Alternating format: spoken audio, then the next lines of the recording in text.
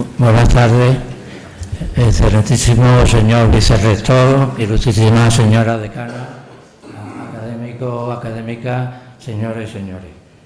El patrimonio de una academia, junto a su historia, su rigor y su independencia, y de manera fundamental, son las personas que la integran, sus académicas y académicos. Celebramos hoy esta solemne sesión de ingresos en la que nuestra corporación se enriquece notablemente con la incorporación a su nómina de personas académicas de número de una excelente historiadora, humanista, científica y docente. Ha sido elegida para la plaza convocada con el perfil Ciencia Histórica, Estudio del Pasado, con un enfoque interdisciplinar, entroncando con la centenaria tradición de nuestra corporación.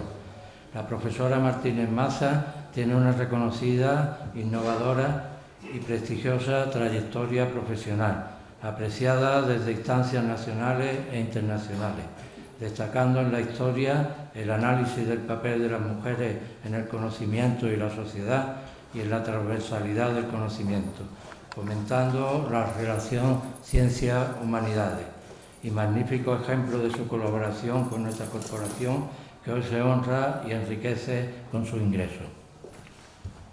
Agradeciendo a todos su presencia, comenzamos el desarrollo protocolario del acto. Tiene la palabra la ilustrísima señora doctora Encarnación Fontao Rey, secretaria general de esta academia, para proceder a la lectura del acuerdo de nombramiento de la nueva académica. Buenas tardes. Yo, Encarnación Fontao Rey, como secretaria general de la Academia Malagueña de Ciencias, certifico que el día 24 de febrero de 2025 esta corporación, cumpliendo con lo establecido en los artículos 10 a 20 de sus estatutos, declaró 5 plazas vacantes de académico de número a cubrir, siendo convocadas por la Junta de Gobierno en su sesión del 3 de marzo de 2025. Que el día 30 de marzo de 2025 fue recibida en tiempo y forma la propuesta de elección de la ilustrísima señora doña Clelia Martínez Maza, efectuada por los académicos de número ilustrísima señora doña Esther Cruces Blanco, ilustrísimo señor don Antonio Heredia Bayona y el ilustrísimo señor don Antonio Diegues Lucena. Que la Junta de Gobierno, reunida en sesión ordinaria el 7 de abril de 2025, la admitió a trámite y la ratificó. Que el Pleno de Numerarios de la Academia Malagueña de Ciencias, reunido en sesión extraordinaria el día 19 de mayo de 2025, decidió en votación secreta y por mayoría de sus miembros elegir persona académica de número a la ilustrísima señora doña Clelia Martínez Maza, de lo que como secretaria general doy fe en Málaga a 24 de febrero de 2026. Muchas gracias.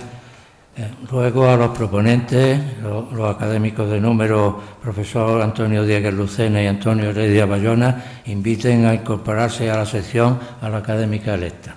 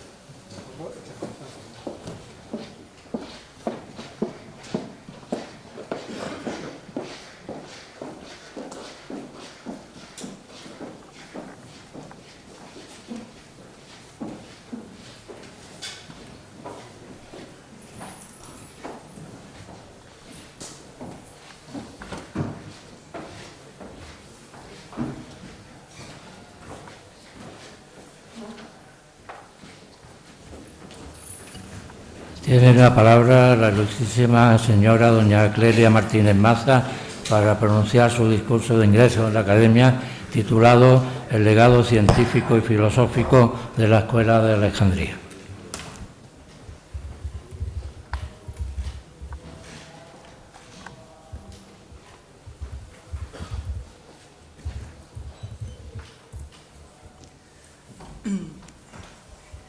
Ilustrísimo presidente de la Academia Malagueña de Ciencias, ilustrísima secretaria de la Academia Malagueña de Ciencias, ilustrísimas e ilustrísimos miembros de la Academia Malagueña de Ciencias, director del Instituto de Investigación sobre Sociedades, Estados y Estudios Internacionales, vicerrector de Infraestructura y Sostenibilidad, vicerrector de Doctorado y Posgrado, decana de la Facultad de Filosofía y Letras, compañeras, compañeros, estudiantes, señoras y señores.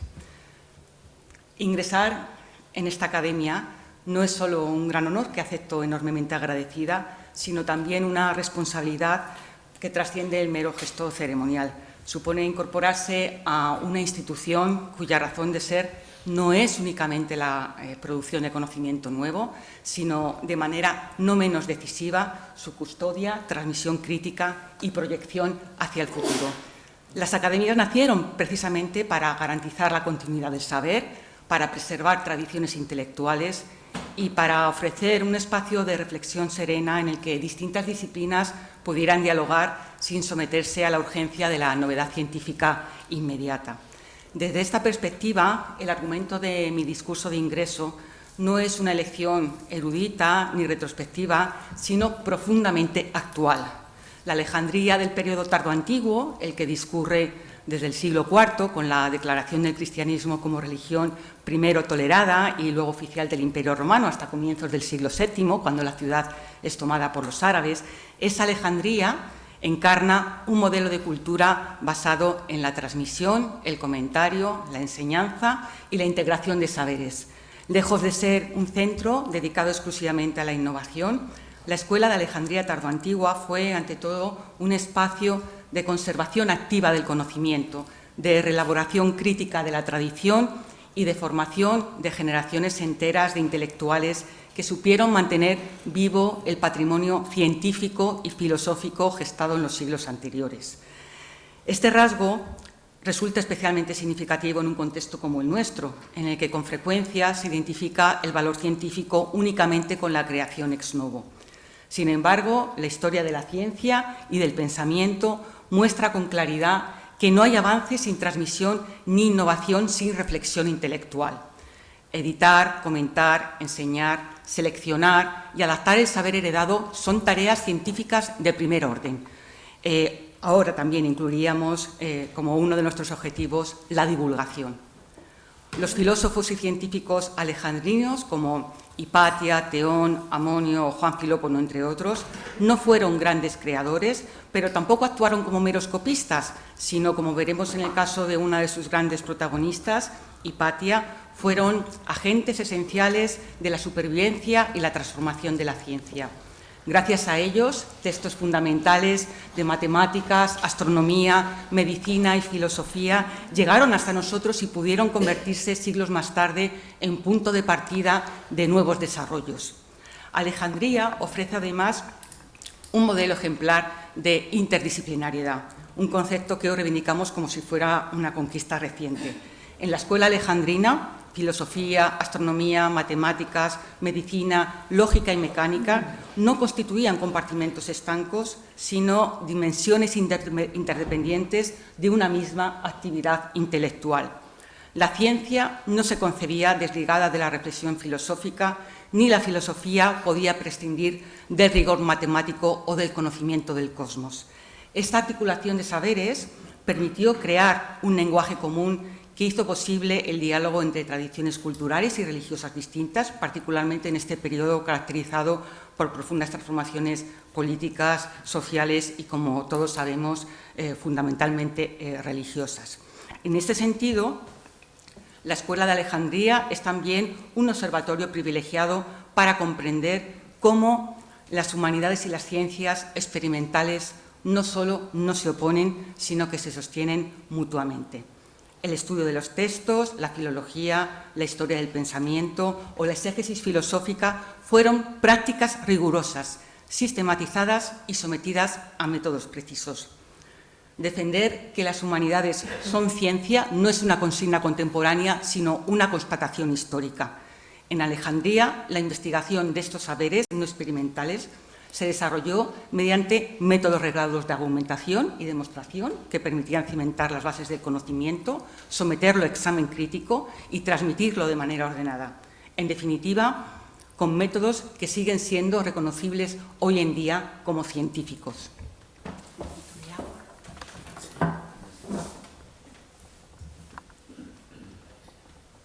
Muchas gracias.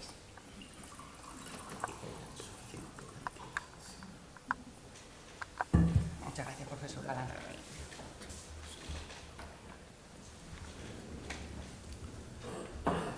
Durante el periodo tardoimperial, Alejandría mantuvo la intensa vida cultural que tuvo 5 siglos antes en tiempos helenísticos, confirmando su estatus como uno de los principales centros intelectuales del imperio. Contaba con el museo, una biblioteca muy mermada después de varios incendios y terremotos, los templos paganos, las iglesias, los círculos de teólogos, la escuela de filosofía, retórica, matemáticas y medicina y las famosas escuelas catequética y rabínica. Por lo que respecta al funcionamiento de estos antiguos centros de educación especializada, debemos tener presente que la formación allí impartida no se corresponde con los modelos actuales excesivamente reglados. Se trataba de instituciones de naturaleza menos formal y en ocasiones cualquier lugar era propicio para reunir a los estudiantes y difundir el conocimiento. Alejandría fue sobre todo reconocida como centro de prestigio en la enseñanza de campos especializados como la astronomía, las matemáticas, la filosofía y la medicina, ámbitos de estudio en apariencia dispares, pero todos estrechamente relacionados. La medicina era considerada como una rama de la filosofía y algunos profesores de medicina fueron descritos como filósofos. La relación entre los dos saberes fue establecida ya desde antiguo y Galeno ya había observado que un médico no podía llegar a ser buen doctor a menos que hubiera estudiado filosofía. El filósofo Asclepiodoto, a finales del siglo V, estudió medicina en Alejandría y ejerció como profesor de ambas materias, entre otras ciudades, también en la capital egipcia. La escuela alejandrina, consagrada a la disciplina médica, permaneció en activo hasta después de la conquista árabe, acontecida en el 642, y en ella se instruía a los alumnos en los tratados de Galeno e Hipócrates, comentados siguiendo el mismo procedimiento que el empleado en la docencia filosófica. Pero no cabe duda de que Alejandría destaca sobre todo como uno de los principales centros dedicados a la enseñanza de la filosofía, que es la expresión máxima de la cultura griega. El reconocimiento de la labor desempeñada por los profesores de esta disciplina queda reflejado incluso en la legislación tardoimperial, que exime a los profesores de filosofía y a sus familias del pago de los impuestos y servicios públicos obligatorios en una ley promulgada en noviembre del 414. Las escuelas filosóficas, en general, eran comunidades muy cerradas, con locales propios, en los que se hacía vida en común y donde incluso las hijas de los filósofos se educaban en ese mismo ambiente. Es el caso, por ejemplo, de filósofas como Asclepigenia, la hija de Plutarco de Atenas, Edesia, esposa de Hermias y madre de Heliodoro y del último director pagano de la escuela alejandrina, Amonio, o Sosípatra, esposa de Eustacio de Capadocia. También la más destacada figura de la escuela de Alejandría, Hipatia, que fue educada en el entorno científico del museo al que estuvo vinculado su padre Teón. Estas mujeres recibieron una formación que hubiera sido inalcanzable para cualquier otra alejada de los círculos intelectuales y muestran que si una mujer nacía en una familia con cierta inclinación por los estudios filosóficos, lo más frecuente es que también ella recibiera idéntica formación proporcionada por su padre o su esposo. El mismo contexto familiar explica también en la Europa moderna la presencia de mujeres matemáticas y astrónomas como la hija mayor de Galileo, Polísena Galilei, o por las mismas fechas María Kunitz, polaca, hija y esposa de astrónomos, que buscó soluciones a las discrepancias que observó en las tablas de Kepler sobre los movimientos planetarios. Los ejemplos de esta participación de las mujeres en los circuitos intelectuales, absolutamente marginal, se suceden desde tiempos de Hipatia hasta el siglo XIX. La enseñanza filosófica que se impartía en la escuela de Alejandría seguía los usos habituales en la docencia del mundo tardoantiguo. Bajo la forma de comentarios se presentaba al alumno un repertorio con obras de dificultad progresiva. El profesor discutía y explicaba el significado de los textos, sección por sección, y sus comentarios se dirigían tanto a los iniciados, por ejemplo, los comentarios de Proclo sobre la República de Platón, como a los discípulos más avezados con cierto conocimiento del discurso filosófico. Además de comentarios sobre obras clásicas de filosofía, los maestros, con el propósito de proporcionar a sus alumnos material de estudio que facilitara su tarea, también escribían trabajos introductorios, prolegómenos a la filosofía y tratados elementales de lógica destinados al colectivo general de estudiantes, muchos de los cuales no poseían conocimiento filosófico alguno. Además de una versión escrita, todas estas obras, ya fueran más o menos complejas, eran asimismo expuestas oralmente en conferencias que tenían por escenario la residencia del maestro o eran pronunciadas por los profesores en locales habilitados para la función docente.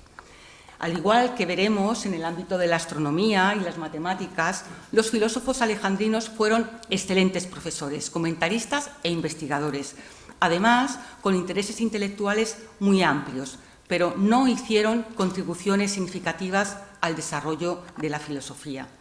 Herederos de una larga tradición filosófica, se dedicaron más que a innovar, a preservar y difundir su patrimonio intelectual. Por este motivo, el legado que transmiten los filósofos alejandrinos tardoantiguos no lo forman tratados que incorporan nuevas propuestas metafísicas, sino comentarios a las obras clásicas de la filosofía. Conocemos, por ejemplo, el repertorio seleccionado por Hipatia, que incluía las grandes figuras de las corrientes filosóficas más populares en su momento, Platón, Aristóteles o Pitágoras, pero también las obras de sus sucesores y comentaristas, sin menospreciar a los cínicos y a los estoicos. El obispo de Ptolemaida, Sinesio de Cirene, recuerda que siendo alumno de Hipatia estudió la vida de filósofos eminentes, como la de Pitágoras, escrita por Porfirio y Jámblico, la de Plotino, obra de Porfirio, los discursos de Libanio y las vidas de filósofos y sofistas de Eunapio. La elección de estos personajes como modelos de virtud filosófica resulta particularmente interesante porque reflejarían los valores que Hipatia pretendía transmitir a sus alumnos. Una imagen muy reveladora de un profesor de filosofía nos la brinda el retrato que las fuentes ofrecen sobre Proclo, profesor en Atenas en torno al 529. Se trataba sin duda de un maestro con una gran capacidad de trabajo y su labor permite acercarnos a las responsabilidades docentes de cualquier profesor de filosofía. En un día cotidiano, Proclo pronunciaba 5 conferencias, a veces incluso más. Escribía 700 líneas. Hablaba de filosofía con sus colegas e impartía enseñanza oral por la tarde. Como ferviente devoto, Proclo también conseguía compatibilizar esta intensa actividad investigadora con el cumplimiento de sus obligaciones religiosas. Se postraba ante el sol 3 veces al día, al amanecer, a mediodía y al atardecer, y elevaba sus súplicas a los dioses por la noche. Aun admitiendo cierto grado de exageración, la obra ingente de este autor confirma el retrato general de un hombre que combinaba la docencia activa, la producción investigadora y un profundo sentimiento religioso. Pero el filósofo no solo tiene como responsabilidad exponer los argumentos filosóficos de forma clara y no exenta de belleza. También, como pauta esencial en la relación maestro-discípulo, era tan importante como hablar, escuchar. El diálogo era instrumento fundamental que permitía la transmisión de ideas. Por este motivo, el verdadero filósofo no podía ser ni mostrarse competitivo y nunca debía establecer una relación de superioridad ante sus estudiantes. El maestro debía, por lo tanto, promover en sus alumnos el diálogo, porque a través de la conversación, del debate, todos podían recoger saberes que hubieran recibido de otros maestros. Sinesio critica al maestro que desprecia y se incomoda por el saber de otros, el maestro que pretende saberlo todo para que así sus alumnos no tengan necesidad de ninguna otra fuente de conocimiento. En cuanto al ideario más extendido en la instrucción filosófica de la Escuela de Alejandría y en el mundo tardoantiguo en general, fue el neoplatonismo. Su popularidad se explica, en primer lugar, porque sirvió de puente que integró en una sola reflexión la herencia de Platón y la de Aristóteles. En segundo lugar, por convertirse en la primera corriente filosófica interlocutora del cristianismo.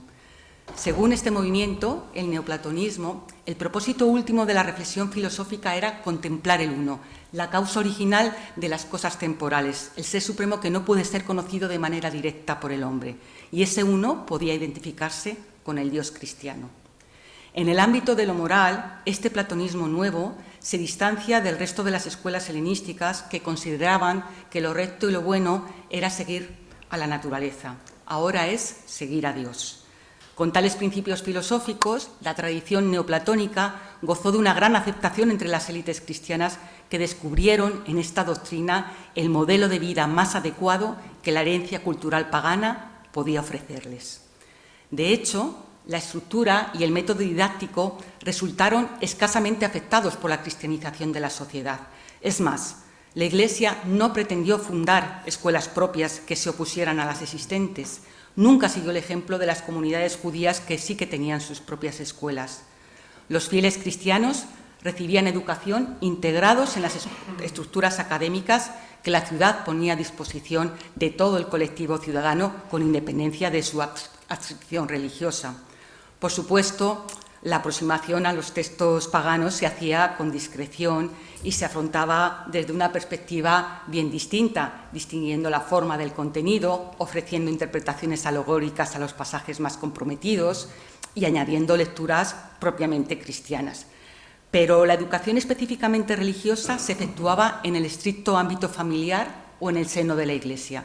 Los alumnos cristianos, por ejemplo, aprovechaban el fin de semana para reunirse en grupos de lectura y discutir textos patrísticos.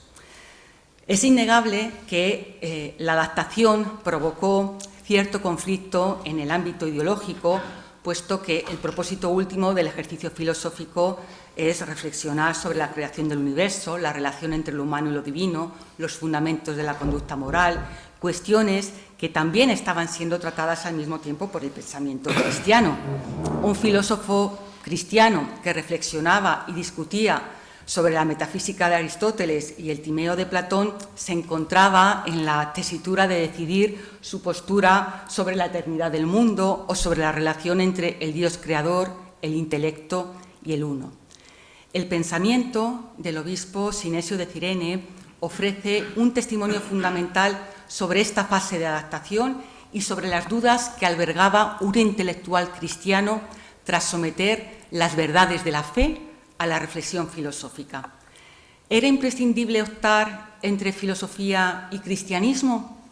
Para el obispo Sinesio, como para todo cristiano de cierto nivel intelectual, se trataba sobre todo de conciliar fe y razón.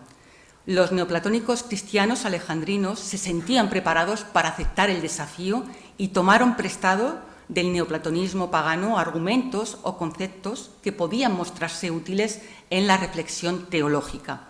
Sinesio, como otros cristianos de la ciudad, es capaz de conciliar los dos planteamientos. No ignora su formación filosófica y formula honestamente algunas objeciones fundamentales contra la doctrina cristiana dominante. Y así,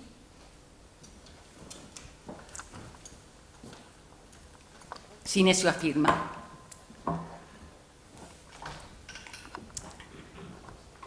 en una carta enviada a Teófilo, que fue el obispo de Alejandría, el que motivó su elección como obispo de Ptolemaida, un conjunto de enunciados en las que propone aceptar el nombramiento con condiciones. Primero, no ser separado de su mujer, ya que progresivamente se estaba imponiendo como norma el celibato episcopal, y que no se le exigiera el abandono de su propia perspectiva sobre dos elementos que consideraban innegociables.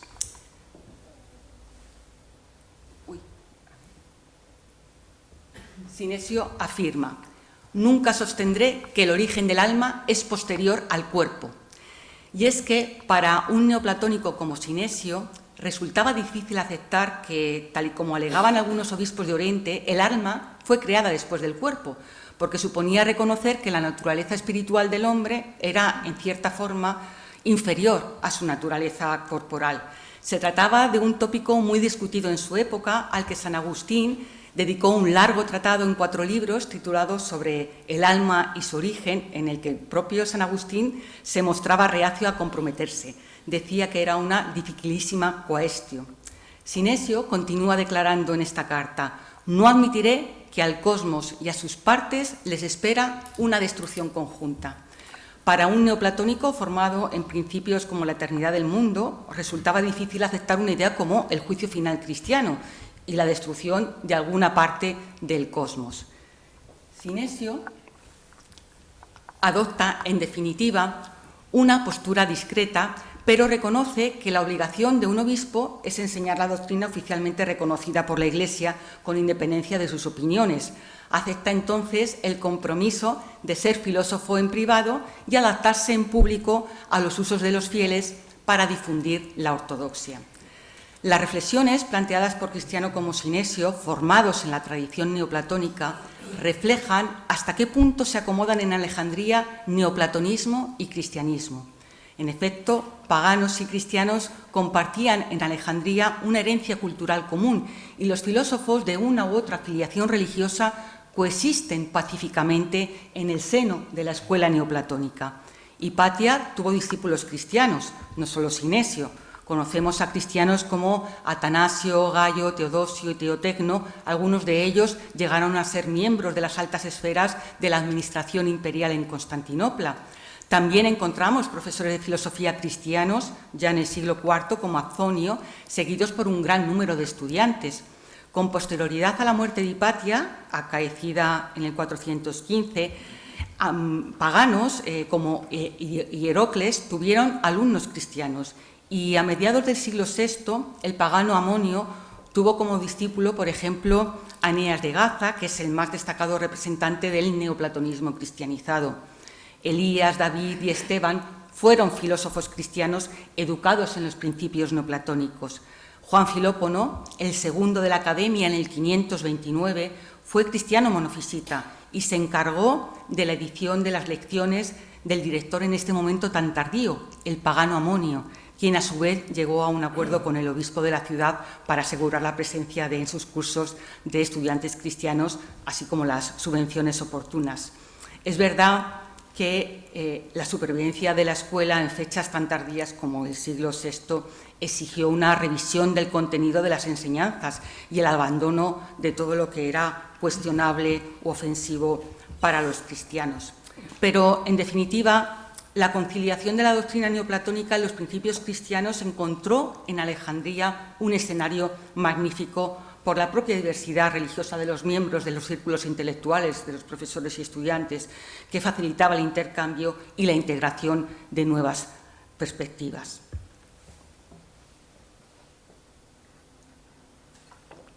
Y ello fue posible en la Escuela de Alejandría, además, por la elección de un camino bien diferente al emprendido por la Academia de Atenas. En esta ciudad, en Atenas, fue más popular el neoplatonismo de dimensión mística, que hacía uso de oráculos, de la teurgia, que es el uso de prácticas mágicas, como instrumento para comprender la naturaleza del mundo y como vía idónea para alcanzar la unión con el uno.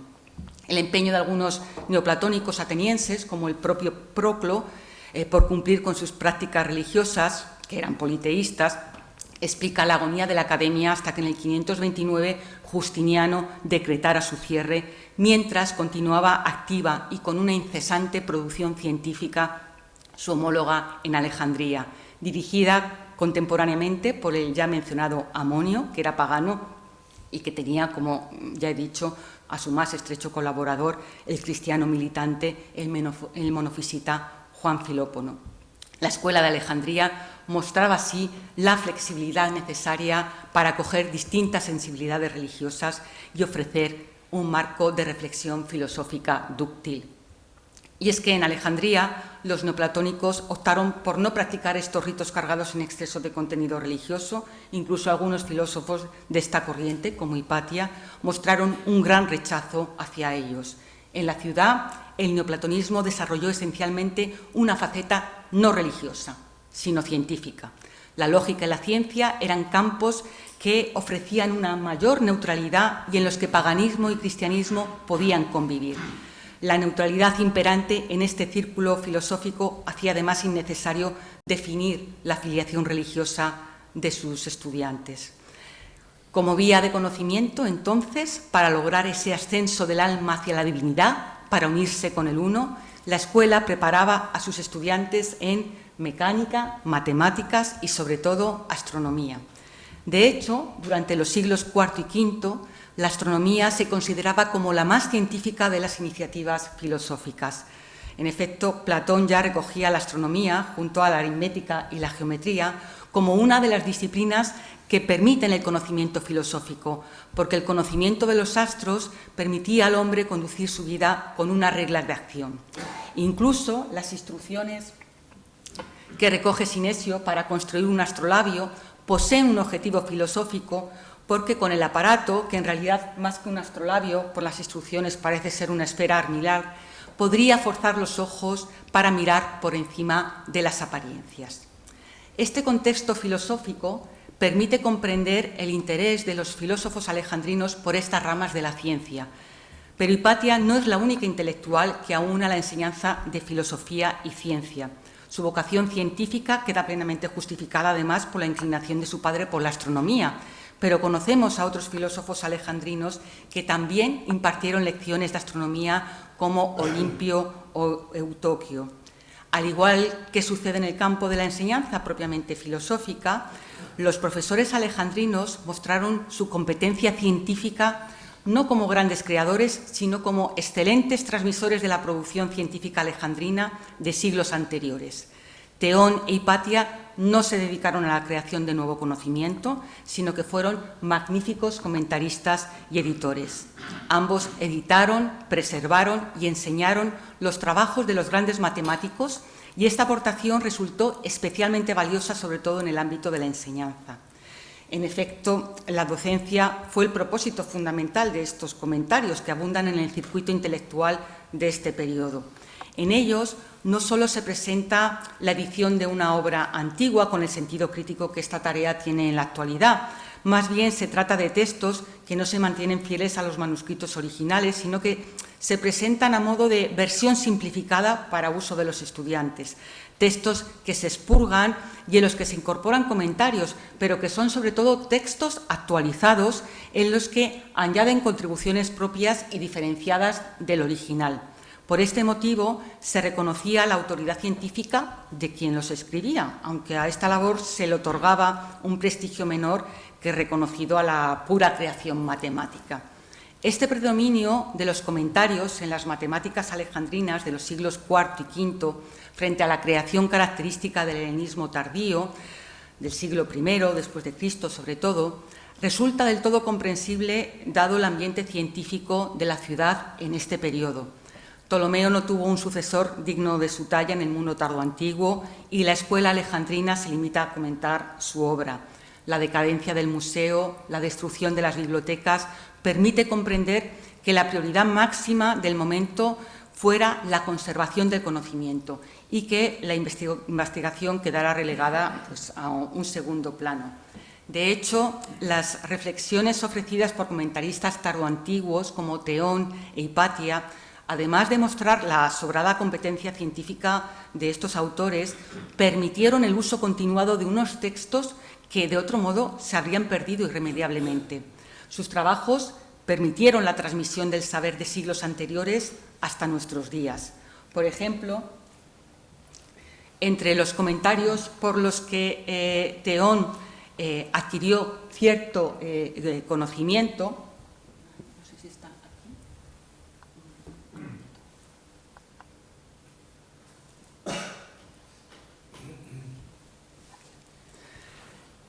se encuentra su revisión del Tratado de Euclides sobre los elementos, que se convirtió en la versión de referencia hasta finales del siglo XIX.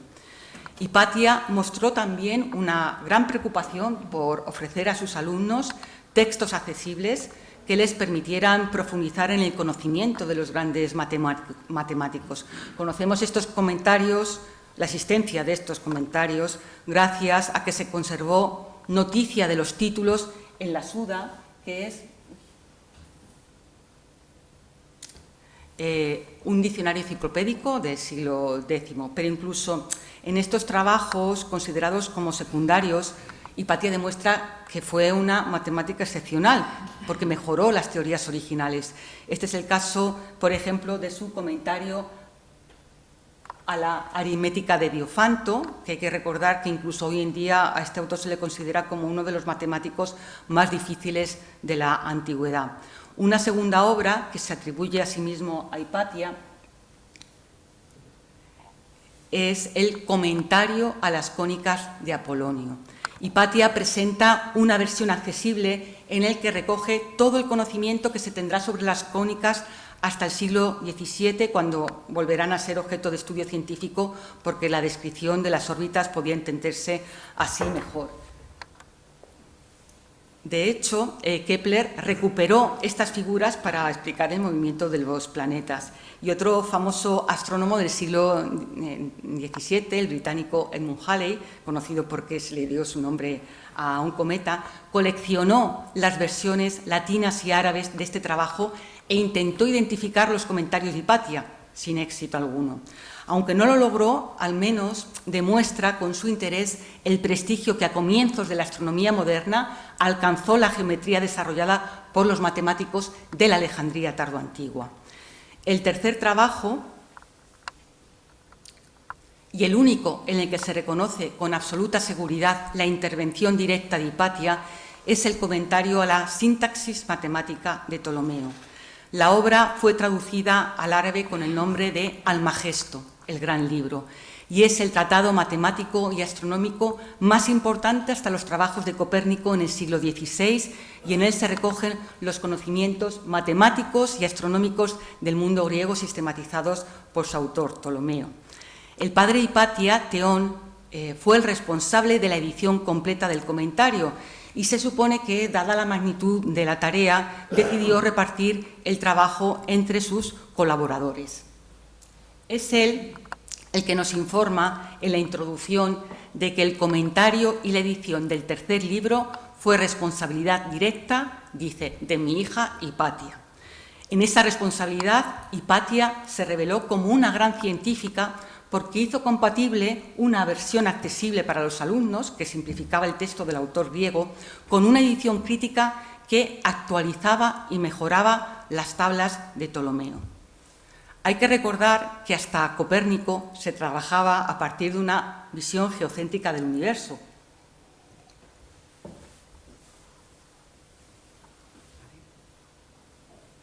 El Sol, por lo tanto, y los planetas describen su órbita en torno a la Tierra, que es el centro fijo del universo.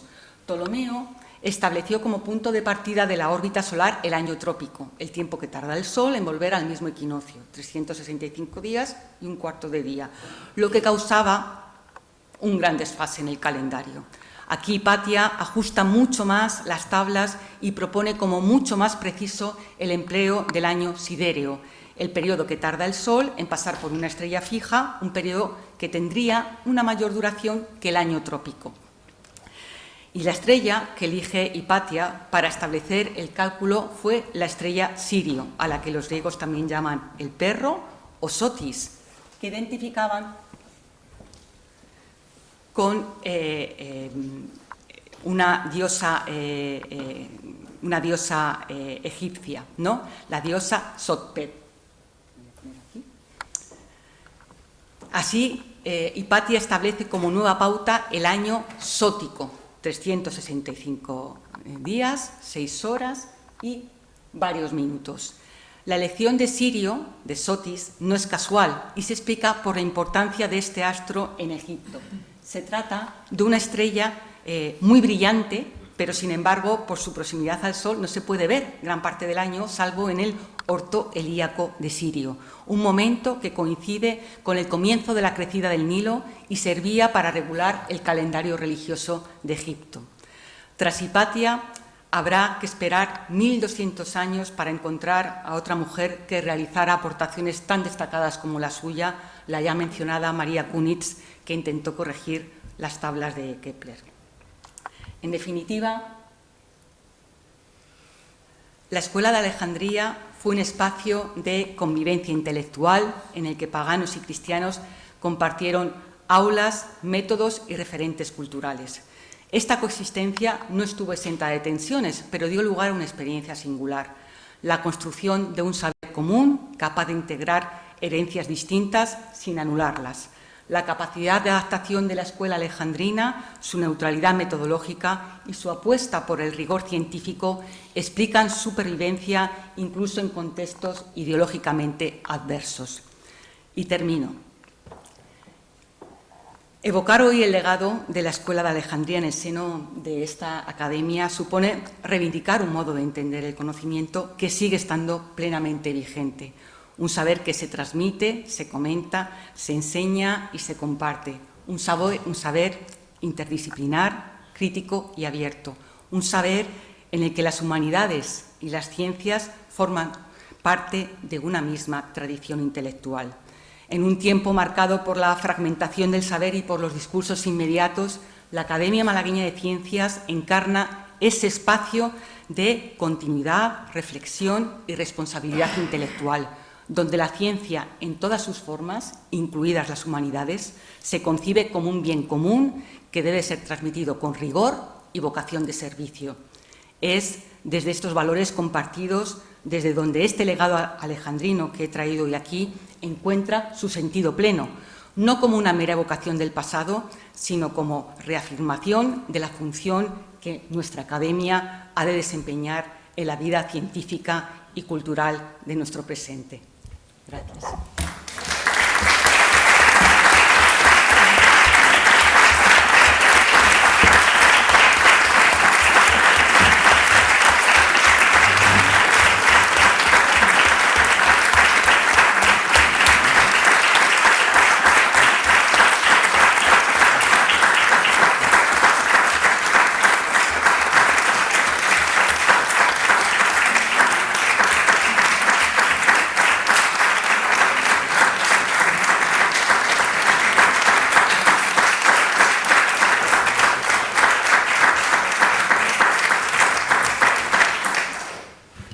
Muchas gracias, profesora Martínez Maza, por este magnífico discurso de ingreso que nos ilumina el pasado, pero mirando al futuro y centrándonos en lo que puede ser la misión de una academia, una razón de ser o de existir en el siglo XXI.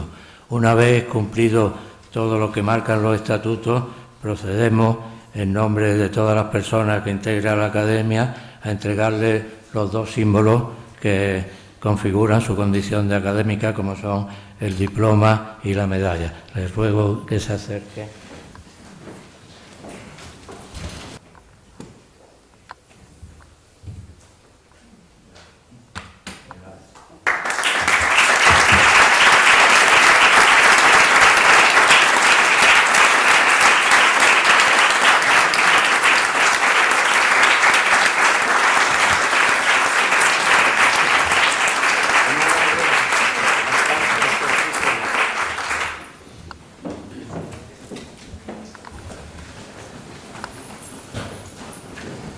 Tiene la palabra el ilustrísimo señor profesor Antonio Heredia Bayona, académico de Números y coordinador de la sección de Ciencias Exactas, Físicas y Naturales, para responder al discurso de ingreso. Gracias.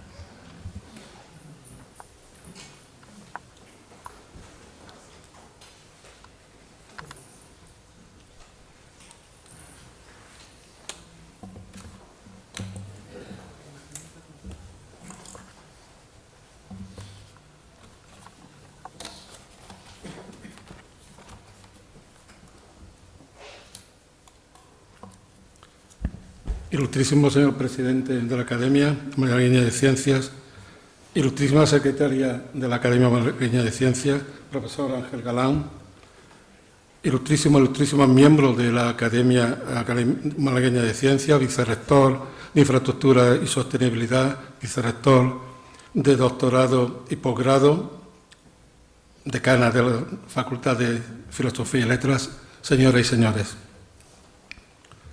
Para mí es un honor y una alegría participar en esta ceremonia de acogida y bienvenida de una nueva académica.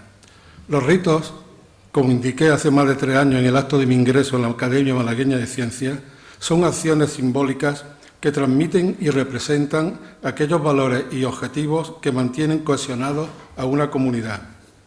Acepto agradecido y feliz que esta laudatio forme parte de la liturgia de la bienvenida e instalación de la profesora Martínez Maza en un hogar especial de mujeres y hombres que creen en la ciencia y el conocimiento y que hacen de este modo, como diría simbólicamente el filósofo Byung Han, habitable nuestro tiempo. Es obligado en este tipo de intervenciones realzar notas biográficas y el currículum de la ya académica. En ese sentido, indicar de una forma rápida que la profesora Clelia Martínez Maza es licenciada y doctora en Historia por la Universidad Complutense de Madrid, a partir del cual de estos títulos obtuvo el Premio Extraordinario de Licenciatura en la misma universidad, el Premio Nacional de Fin de Carrera del Ministerio de Educación y también el Premio Extraordinario de Doctorado de la Universidad Complutense de Madrid. También indicar que su formación universitaria de estos primeros años, licenciatura y doctorado, fue conseguida gracias a becas y ayudas siempre financiadas con fondos públicos. Desde el año 1997 forma parte del claustro de profesores de la Universidad de Málaga. Fue profesora titular de la Universidad de Málaga en el área de Historia Antigua en el año 2002 y ya catedrática de universidad en la misma Universidad de Málaga, en el mismo área, en el año 2017. La profesora Clelia Martínez Maza ha hecho estancias de carácter científico profesional, predoctoral, en la Escuela Española de Arqueología en Roma, de carácter postdoctoral también en la Academia de España en Roma, en el Harvard Divinity School de la Universidad de Harvard en Estados Unidos, en el Real Colegio Complutense de Cambridge, Massachusetts, también Estados Unidos, y también ha hecho estancias variadas de breves de carácter científico profesional en Berlín, en Oxford, en París y algunas ciudades italianas. Lidera el Grupo de Investigación Consolidado DINORAMA, acrónimo que significa Dinamismo e Innovación Religiosa en el Mundo Antiguo, proyectando su investigación sobre 3 puntos principales: el estudio del escenario religioso del mundo tardoantiguo, la recuperación del paganismo en la dialéctica religiosa de la Europa de la Reforma, la recepción y recuperación del mundo clásico en la construcción de los Estados Unidos de América. También otro de sus ámbitos de investigación es la historia de las mujeres y género en el mundo tardoantiguo, de los siglos IV y VI después de Cristo, con particular interés por el papel de las mujeres en la religión. Su actividad investigadora es más que notable. Es directora o codirectora de 7 tesis doctorales, ha participado en más de 15 proyectos de investigación, 18 tengo anotados aquí, y también como autora única, cosa que hay que resaltar, pues ha publicado libros y ediciones, en este caso un número de 7, más de 50 capítulos de libros, cerca de 40 artículos, reseñas cerca de 30, contribuciones a congresos, ya uno se cansa de leerlas, más que de leerlas, de enumerarlas, más de 70, conferencias, seminarios, etcétera, etcétera, etcétera. Las actividades de gestión y extensión universitaria también han sido foco de atención de la profesora Martínez Maza. En ese sentido, su actividad de gestión es también formidable. Directora de Evaluación de Enseñanza e Instituciones en la Agencia Nacional de Acreditación.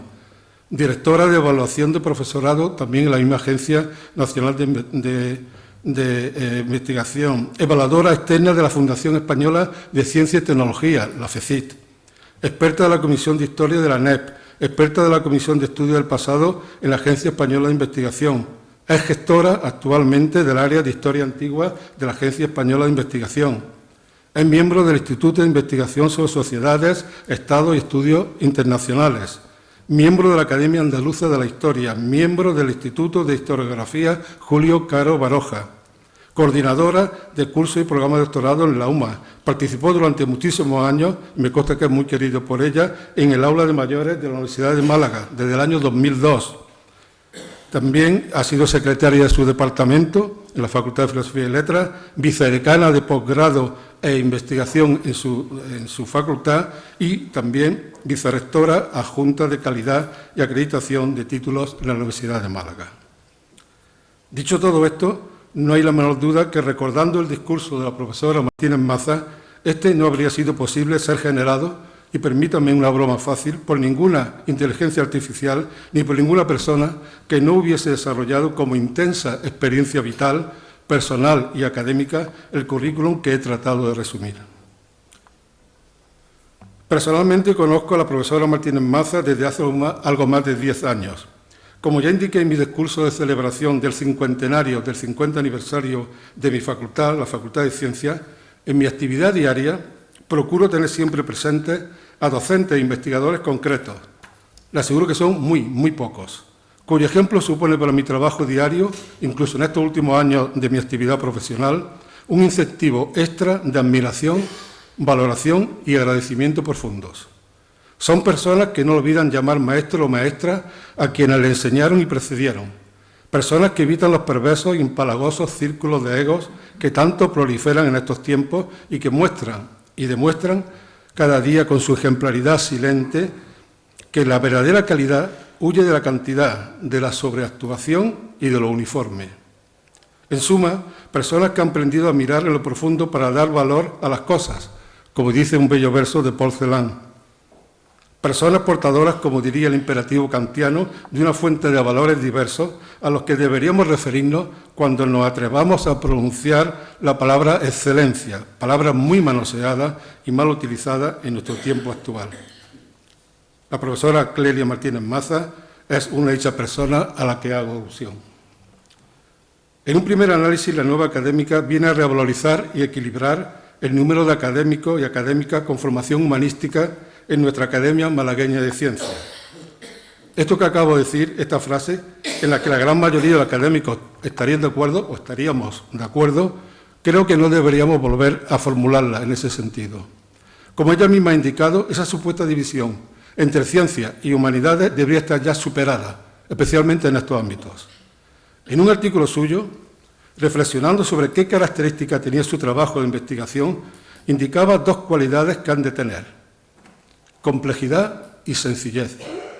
Complejidad y sencillez, hermosas palabras que coinciden perfectamente con los fines epistemológicos del trabajo científico estándar que todos tenemos en la mente. Y aunque los escenarios para desarrollar y saber que el proceso investigador y creativo han llegado a buen término son bien diferentes, el laboratorio en un caso y el estudio y lectura atenta, silenciosa y solitaria de la fuente en el otro caso, de nuevo, en ambos escenarios hay una feliz coincidencia. Nuestro mundo es un mundo de respuestas y de señales, y nuestra misión académica e investigadora es descubrir de qué preguntas proceden. En suma, tener una lúcida conciencia de nuestra propia ignorancia. Defender que las humanidades son ciencia no es una consigna contemporánea, sino una constatación histórica, como se ha indicado claramente en su conferencia. Al igual que trabajar por una interdisciplinariedad, transversalidad y divulgación del conocimiento no es algo emergente de nuestra época más reciente. Alejandría, no ha indicado nuestra nueva académica, ofrece un modelo ejemplar de dichos conceptos. Conceptos que hoy, qué equivocados estamos a veces, reivindicamos como si fueran una conquista reciente. Además, les puedo certificar que esa parte del mensaje del discurso de nuestra académica no procede de meras afirmaciones y conclusiones de sus investigaciones. Es un mensaje que ella pone en práctica, sumado a su intenso trabajo docente e investigador, con su colaboración y coordinación en dos proyectos culturales estrechamente ligados a la Universidad de Málaga. La profesora Martínez Maza es coeditora de Paradigma, revista de cultura de la Universidad de Málaga, que cumplió 20 años el pasado 2025, a la vez que es coordinadora de los encuentros sobre la transversalidad del conocimiento que cumplieron la semana pasada 10 años en una actividad llevada a cabo en el Vicerrectorado de Posgrado y Doctorado de la Universidad de Málaga y que celebramos rodeados de decenas de estudiantes pertenecientes a todas las facultades y escuelas técnicas de nuestra universidad. Estoy convencido, ya para terminar, que en estos tiempos tan volátiles, tan confusos y decisivos que estamos viviendo en muchos aspectos, hay que revisitar y fortalecer más que nunca los objetivos de una institución como la Academia Malagueña de Ciencias. Nuestra nueva académica no lo ha podido expresar más claro. La Academia nacieron para garantizar la continuidad del saber, para preservar tradiciones intelectuales y para ofrecer un espacio de reflexión serena en el que las distintas disciplinas pudieran dialogar sin someterse, muy importante esto, a la urgencia de la novedad científica inmediata, que necesita reposo sobre todo. Para ser, añadiría en mi caso, como indicaba el gran Georg Steiner, comprometidos transmisores y correos de la excelencia histórica y de la excelencia presente de la sociedad que nos ha tocado vivir. Nada más y nada menos. Lo contrario, apartarse de esos fines, abre el camino de la confusión, de la sobreactuación y creo que, en último término, de la irrelevancia. Bienvenida a la Academia Malagueña de Ciencias, profesora Martínez Maza. Bienvenida, querida Clelia. Gracias.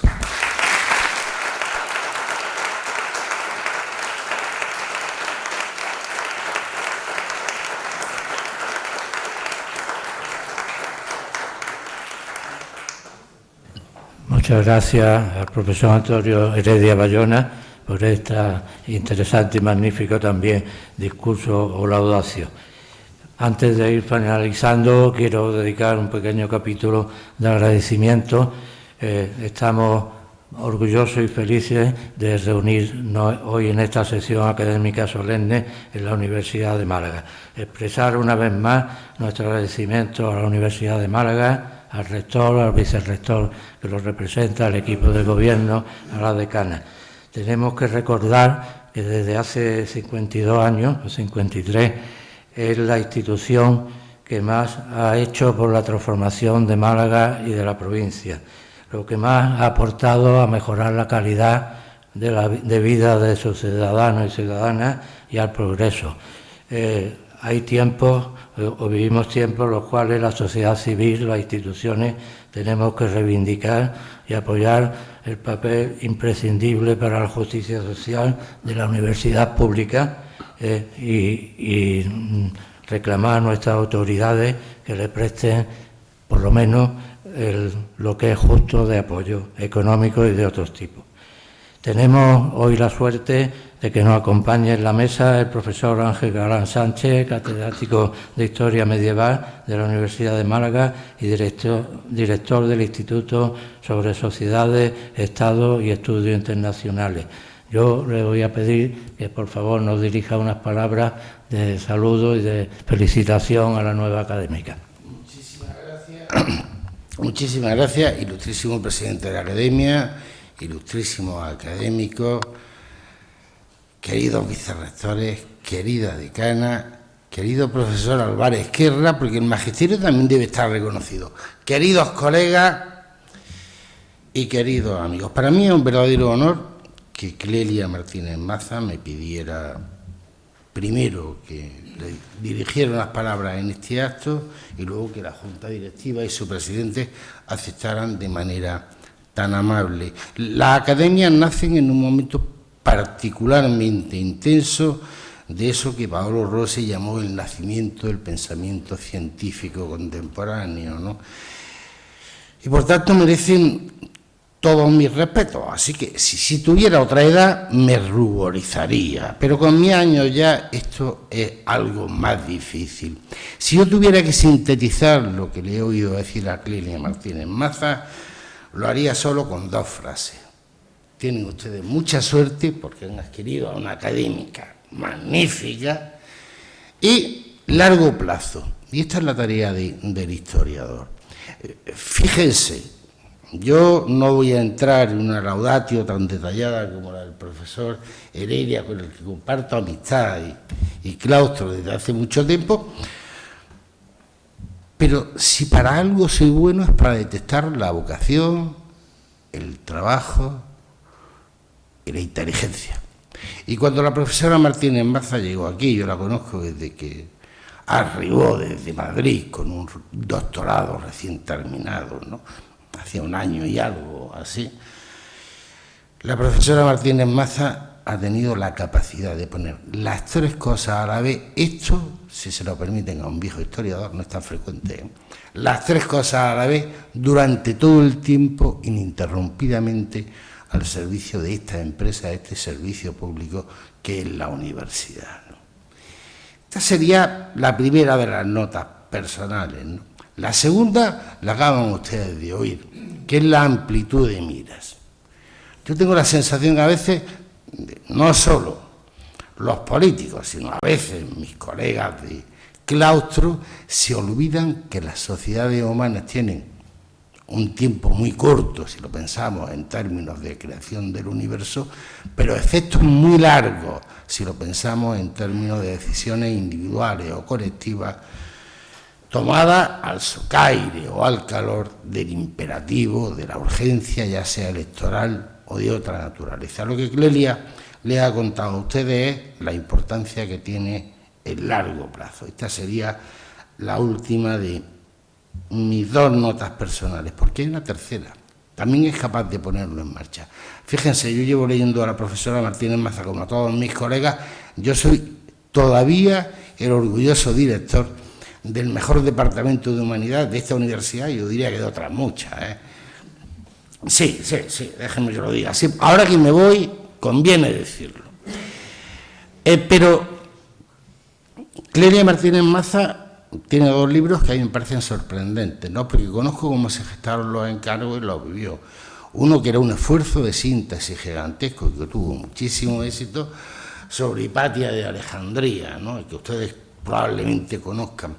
Y otro libro precioso sobre la influencia del pensamiento clásico en los founding fathers norteamericanos, ¿no? Si yo me leo la correspondencia entre Thomas Jefferson y Adams, o si leo incluso la obra peor conocida en España de Washington Irving, que es su gigantesca biografía sobre George Washington, nos encontramos con que el pasado se repite. El pasado no se repite de manera mecánica, ¿no?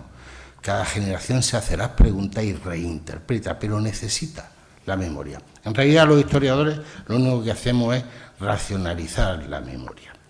Con esas condiciones tan excepcionales, no es nada sorprendente que cuando 24 profesores, entre los que estaba la profesora Martínez Maza, y algunos de ellos están sentados en esta mesa, ¿no?, nos decidiéramos a emprender, ¿no?, lo que para mí y para otros mucho era un viejo sueño, que era romper la hiperespecialización y la fragmentación del saber, ¿no?, que había afectado de manera muy especial a las ciencias sociales y a las humanidades, ¿no?, desde los años 60 del siglo pasado, ¿no?, hasta ahora,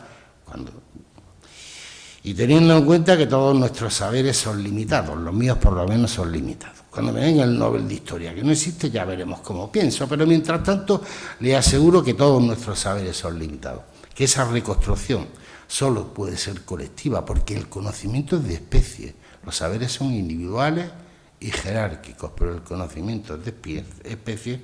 Clelia Martínez Maza acogiera con tanto entusiasmo la creación de este instituto, en el cual será pieza fundamental. Pero seamos justos, ubi societas ibi jus, dice el viejo aforismo romano, ¿no? Yo no soy el director de ningún instituto de investigación.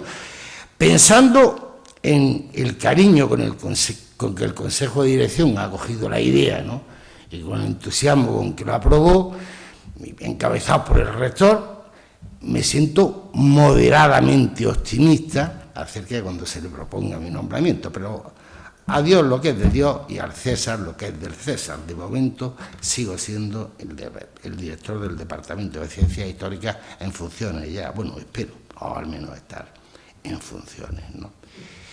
Y ahora vuelvan a pensar en otra cosa, y es lo último que yo les voy a contar, ¿no? El profesor Heredia, que es un viejo amigo, cuando estábamos discutiendo el instituto, me dijo, con el convencimiento de quien se lo cree, Porque cuando un colega te dice algo que no se lo cree o que lo piensa mal, pues bueno, va, que diga lo que quiera, ¿no? Me dijo, le faltan a usted ambición. No, y yo le dije, no, ambición nos sobra. Lo que nos faltan son capacidades. Porque esta es la otra parte. La otra parte es que si el conocimiento es de especie, si nosotros tenemos que volver a reconstruir, digo, en términos de ciencias sociales, humanidades, da igual que uno sea sociólogo, jurista, economista, se dedique a la ciencia política, tenemos de todo, son 14 áreas de conocimiento, ¿no?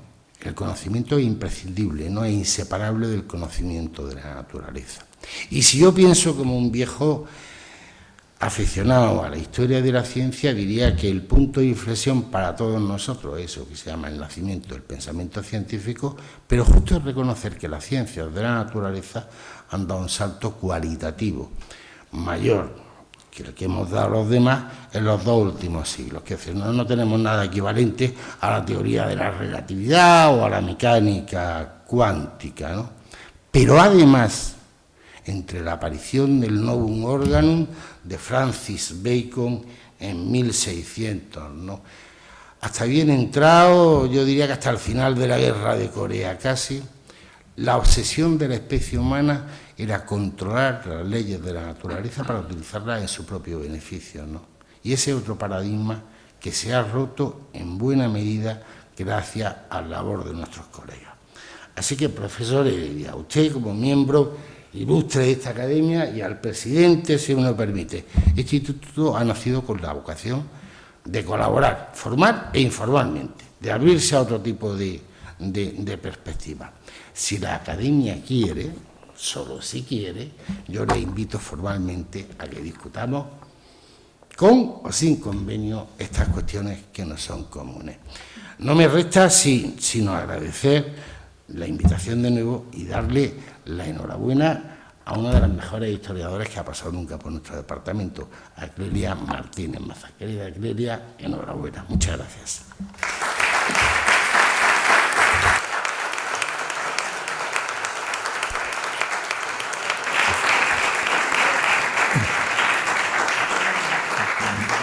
Muchas gracias, profesor Galán Sánchez, por estas interesantes reflexiones, por esta invitación que estudiaremos con todo cariño e interés, y con la alegría de esta nueva incorporación, una incorporación de lujo a la academia, y el agradecimiento a todos ustedes por su presencia. Levantamos la sesión.